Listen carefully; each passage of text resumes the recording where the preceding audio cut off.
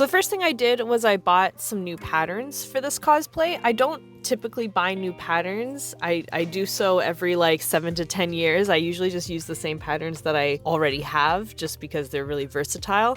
But I didn't have any patterns that would work for this outfit, so I just bought some new ones. I'm quite happy with these patterns because they didn't end up needing a lot of alteration, and the alterations that I did have to do were really simple, which is honestly the dream when you're getting patterns, so it all worked out really well. So after I cut everything out, I started off by cutting out all the pieces out of my fabric, which for this I used like a cotton linen blend because I had a couple of friends who recommended that I use that kind of fabric just to keep myself from overheating, since there are 3 layers to this outfit and I plan to wear it during the summer. So shout out to my friends for recommending that. What you'll notice when I'm cutting out this front piece is the bottom has like a little swoop to it, but I cut it out just straight across just because her tunic doesn't have that swoop in it. Then one thing that I did was I did a half lining on the back piece and a full lining on the front pieces because the actual pattern calls for using bias tape around the edges, but she doesn't have that in her design. So I just cut out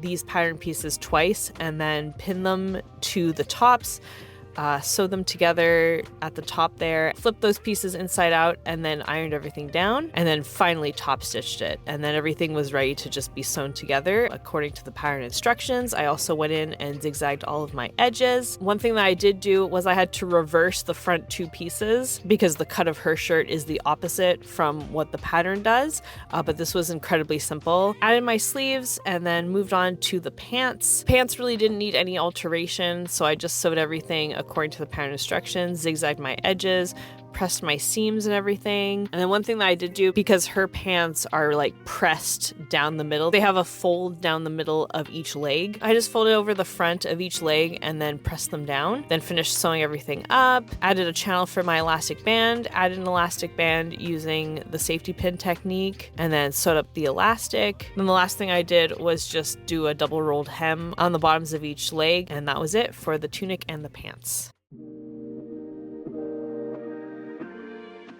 Next, we're moving on to the coat. Now, the coat I had some challenges with, as you will see shortly, but basically I cut everything out, again, using a cotton linen blend, sew everything together, following the instructions, zigzagged my edges. Then I cut some fabric off the bottom just to imitate what the cut of her coat looks like, because it's a very specific cut that her coat has. Then I moved on to the trim. So the trim, thankfully, there's pattern pieces for it, so I didn't really have to figure out too much, but there was a little bit that I did have to figure out myself just because I had done that specific cut on the bottom of the coat. So what I did is I just traced around the edges of the coat and then added a few inches to that to make the trim for those pieces. Cut all of that out. So then for adding the trim to the coat, I'm going to do my best to explain this. What you do is you sew the 2 pieces of the trim together. So we have 2 pieces sewn together for the actual trim.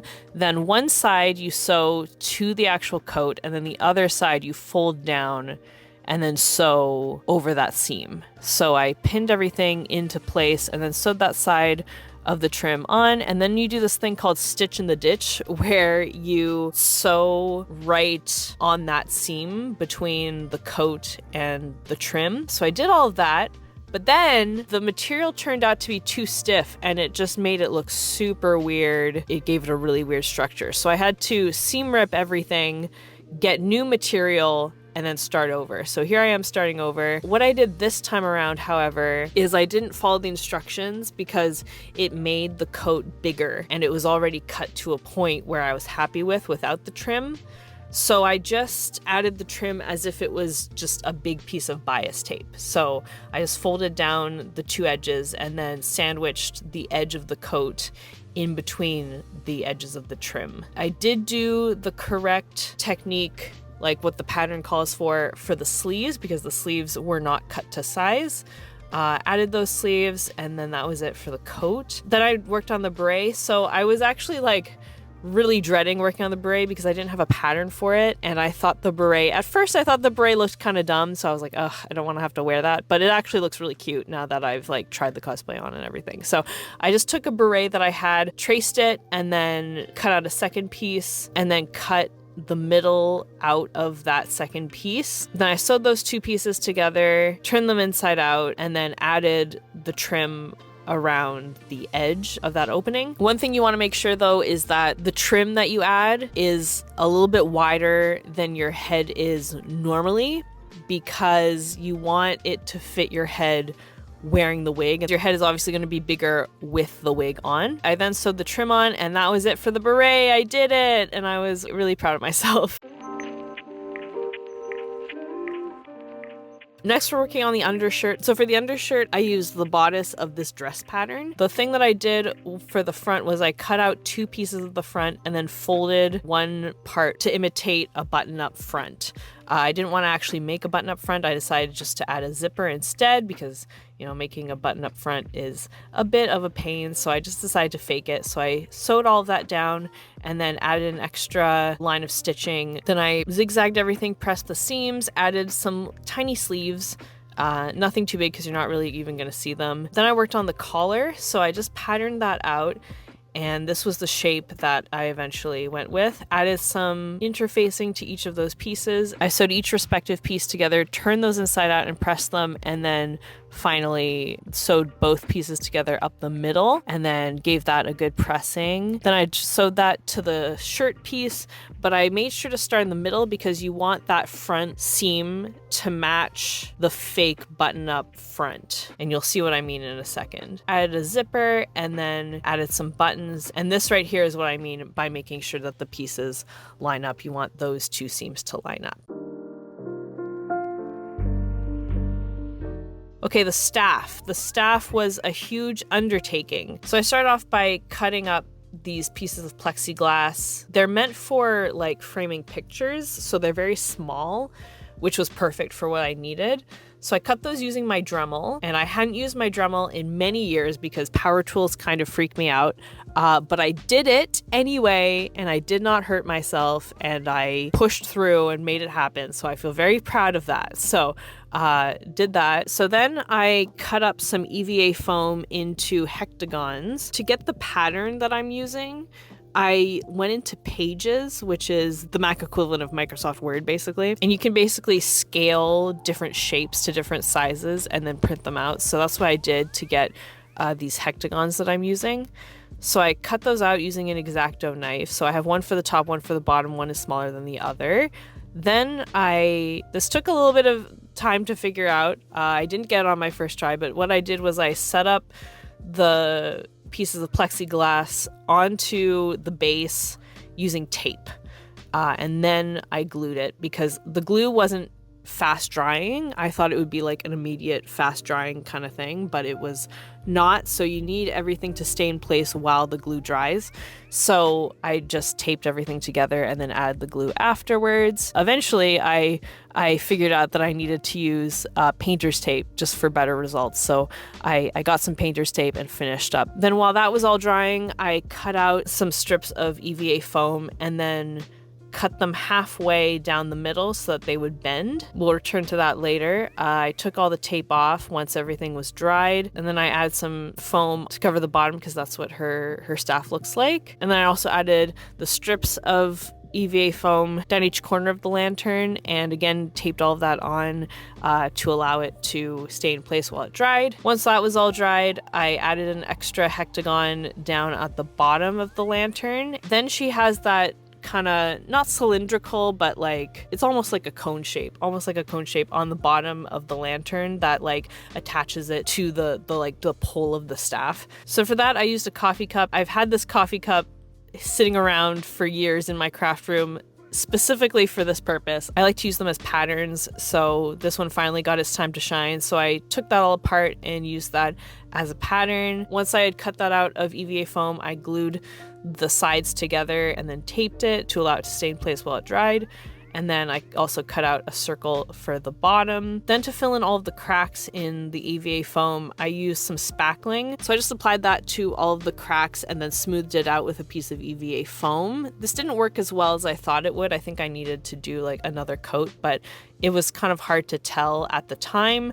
But you know, we tried. Then I took an antidepressant pill bottle. Ayo! This was to allow the lantern to screw onto the pole of the staff. So I drilled a hole in the bottom of the container using my Dremel. And then I also put a hole in the bottom of the lantern, lined those up, and glued them into place. And then meanwhile, on the dowel, I screwed in the lid of the antidepressant pill bottle. It does spin around a little bit, so I would later glue it as well as drilling it, just to keep it still. Then it was time for painting and glossing, so I taped up all of the edges of the plexiglass so that I wouldn't get paint or anything on them. Then I finally had gone to Home Depot and gotten some stuff, so I was able to pick up some contact cement, which is like something that I should be using much more frequently. But anyway, so these are for the top of the lantern. So I applied the contact cement to all these pieces and then just let them dry before sticking them together. Then returning to the painting, I painted and glossed the inside of the lantern first and then painted the outside of the lantern, and basically all the pieces that I'd be putting together need to be painted and glossed. Here I am sticking all the pieces together, and then I added some spackling to those before then gluing them together, and I would later add those to the top of the lantern. Then I wanted this to light up, so I took some of these very tiny LEDs and fed them through the hole in the pill container and the bottom of the lantern, and then just filled the lantern with them before then adding the top of the lantern.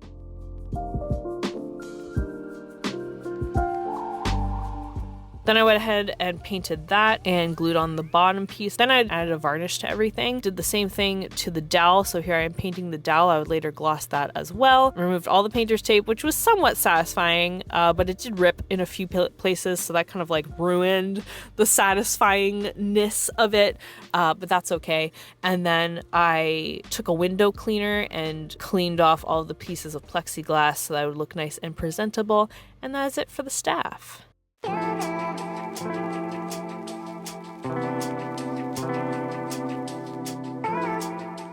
Finally, we're working on the belt and the wig. These were the last two things I had to do. So I just cut a long strip out of some pleather. Then I marked the middle of it and drew a line down the middle, because whenever I fold the edges over and go to like sew them, it always shifts a little bit. So I wanted like a little guide to help myself, which worked really well. So I sewed all of that down using a denim needle on my sewing machine. Did that on both sides following the guide, which was like a lifesaver. It was great.